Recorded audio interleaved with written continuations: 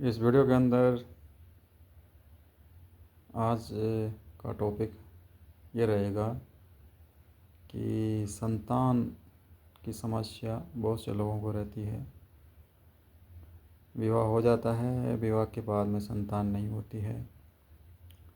अब संतान कैसी होगी, उसका जेंडर क्या होगा, वो तो बात की बात है, लेकिन संतान होती ही नहीं है तो क्या करें, इसका कारण क्या है और निवारण क्या है,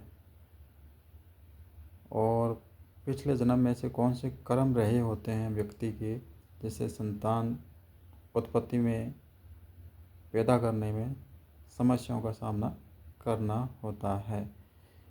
आजकल तो बहुत सारी जो हैं रेमेडीज आ चुकी हुई हैं मेडिकल साइंस के अंदर, जिसके द्वारा आप संतान प्राप्त कर सकते हैं।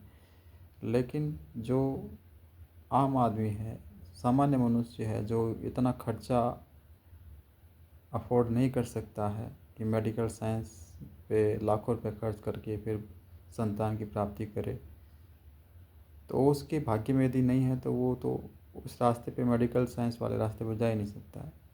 ज़्यादा से ज़्यादा क्या है कि हस्बैंड में कोई कमी है तो उसका ट्रीटमेंट करा सकता है, या वाइफ के अंदर कोई कमी है तो उसका ट्रीटमेंट करा सकता है। लेकिन ये तो रही बात मेडिकल साइंस की। हम यहाँ पर जो बात कर रहे हैं वो बात करेंगे ज्योतिष की। ज्योतिष एंगल से, ज्योतिष के दृष्टिकोण से ऐसे कौन से कारण रहते हैं जिसके कारण संतान में देरी होती है या संतान पैदा ही नहीं होती है। तो पहले से हाथ की बात कर लेते हैं। हाथ के अंदर इस प्रकार के योग होते हैं आपकी हाथ की रेखाओं में, तो जेंट्स पे के ऊपर भी लागू है और फीमेल के ऊपर भी लागू है, क्योंकि दोनों के सपोर्ट से ही संतान उत्पत्ति होती है। तो दोनों के अंदर ही बाधा होती है, तभी जाकर संतान लेट होती है या नहीं होती है।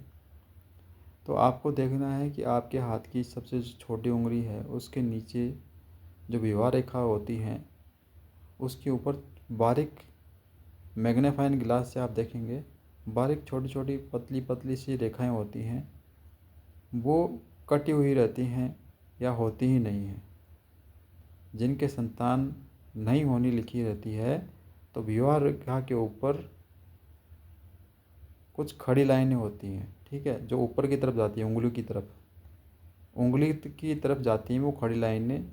विवाह रेखा तो आड़ी लाइन होती है, और जो संतान रेखा होती है वो खड़ी लाइन उंगली की तरफ जाती है। वो बहुत बारीक होती है, मैग्नीफाइंग ग्लास से ही आप देख सकते हैं। तो एक एक मैग्नीफाइंग ग्लास लेकर के आ जाएं बाज़ार से, और आप अपने हाथ में देखिएगा कि विवाह रेखा के ऊपर कितनी लाइनें हैं जो उंगली की तरफ जा रही हैं, और हैं या नहीं है। नहीं है तो फिर संतान उत्पत्ति की संभावना बनती ही नहीं है, और हैं और फिर कट रही हैं तो फिर समस्याओं का सामना करना पड़ सकता है। ये रही बात है हाथ की रेखाओं की। अब बात करते हैं ज्योतिष कुंडली की, क्योंकि ज्योतिष भी कई प्रकार के होते हैं ना, अंक ज्योतिष, लोसुगुण ज्योतिष, कुंडली ज्योतिष और हाथ की रेखाओं का ज्योतिष। कुछ लोग तो पाँव की रेखा भी देखते हैं। खैर, पाँव का ज्योतिष तो मुझे आता नहीं है, तो वो तो मैं बता नहीं सकता आपको। कुंडली ज्योतिष के बारे में ज़रूर बता देता हूँ। कुंडली में 5वें हाउस से संतान के बारे में विचार किया जाता है। 5वां हाउस रिस्पॉन्सिबल है, जिम्मेदार है आपके संतान के लिए, और 5वें हाउस का लॉर्ड वो भी जिम्मेदार है। और यही जिम्मेदार नहीं है दो हाउस और उसका लॉर्ड, बल्कि उस हाउस में बैठने वाले ग्रह और उस हाउस को देखने वाले ग्रह। और यहाँ तक कि 5वें हाउस का लॉर्ड जिस ग्रह के साथ बैठा हुआ है, जिस राशि में बैठा हुआ है, जिस नक्षत्र में बैठा हुआ है, वो सब भी जिम्मेदार होते हैं। तो गहन अध्ययन और एनालाइज की ज़रूरत है। यदि आपके जीवन में संतान नहीं हो रही है तो बहुत डीप एनालाइज करना पड़ता है। इसके लिए सप्तमांश नाम की एक कुंडली भी आती है, जो डिविजनल चार्ट होती है, उससे बच्चों का विचार किया जाता है। तो वो जेंट्स के मामले में भी होता है और फीमेल्स के मामले में भी होता है। तो आपको एस्ट्रोलॉजर के पास जाना चाहिए और डीप एनालाइज करवाना चाहिए।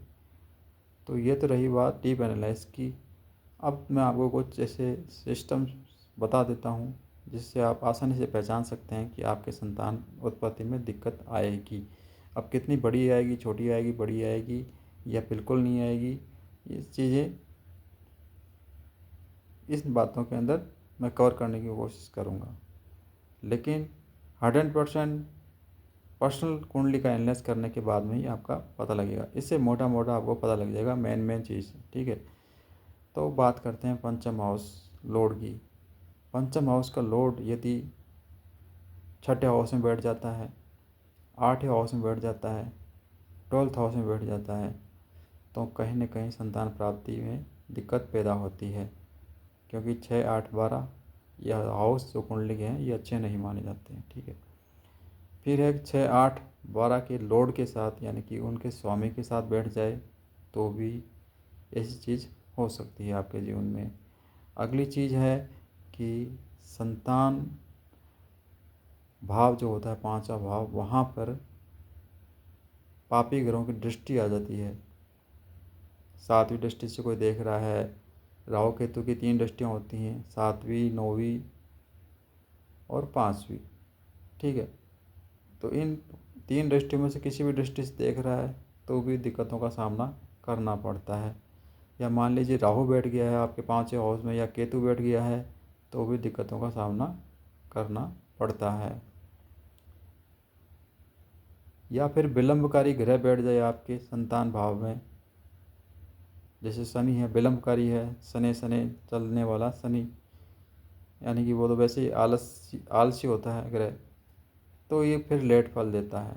तो जिस व्यक्ति की कुंडली में शनि 5वें हाउस में बैठ जाता है या 5वें हाउस को देख रहा होता है, उसको भी संतान से संबंधित कोई ना कोई समस्या हो सकती है।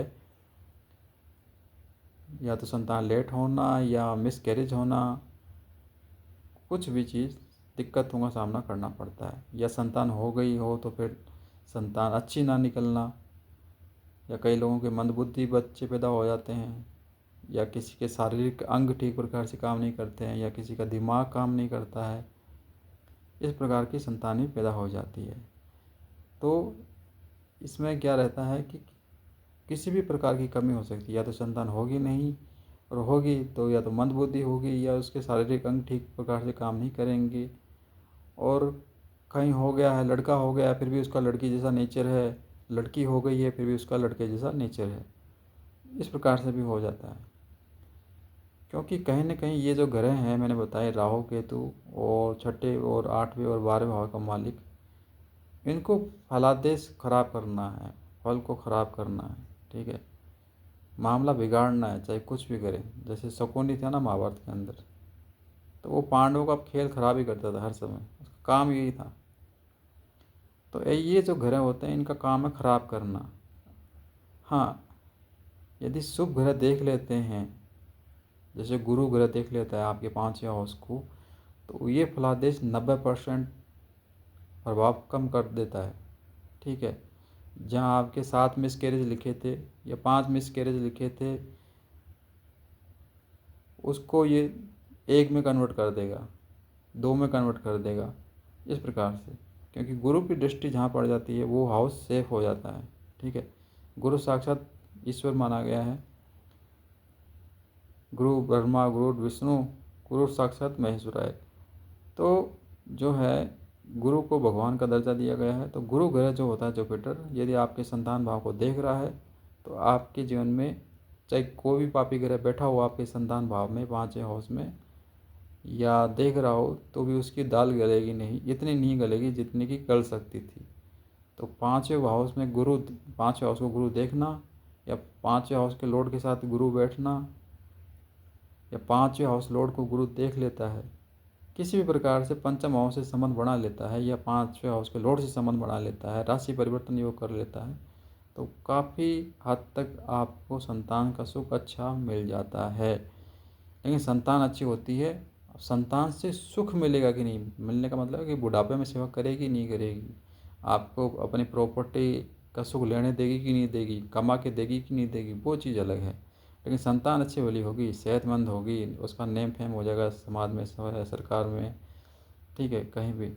तो वो गुरु ग्रह ऐसा है जो कि 1000 दोस्त कम कर देता है जिस हाउस को देख लेता है।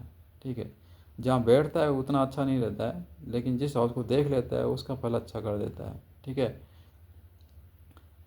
तो यदि आप अपनी कुंडली का विश्लेषण करवाना चाहते हैं तो संतान से रिलेटिव सब्जेक्ट में, टॉपिक में, तो आप हमसे संपर्क कर सकते हैं।